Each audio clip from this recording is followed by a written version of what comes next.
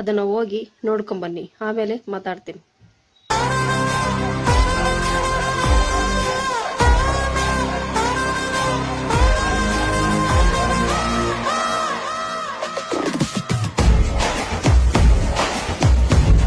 Video ನೋಡ್ಕೊಬಂದ್ರಲ್ಲ ನೋಡಿ, ಆ lady ನಮಗೆ ಬೆಲೆ ಕೊಡಲಿಲ್ಲ ಅಂತ ತಕ್ಷಣ ಆ ಜಾಗದಿಂದನೇ ಹೊರಗೆ ಬಂದುಬಿಟ್ರು.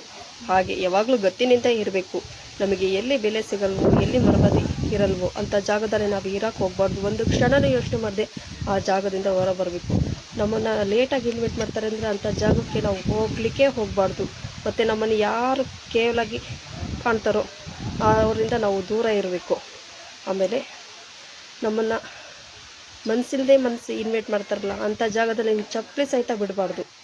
ಆಮೇಲೆ ನಮ್ಮನ್ನು ಯಾರು ಅವ್ರ ಅವಶ್ಯಕತೆಗೆ ಬಳಸ್ಕೊತಾರೋ ಅಂಥವರಿಂದ ದೂರ ಇರಿ, ಓಕೆನಾ? ನಮ್ಮ ತನನ ಗತ್ತಿನಿಂದ ಇರಬೇಕು ಅದು.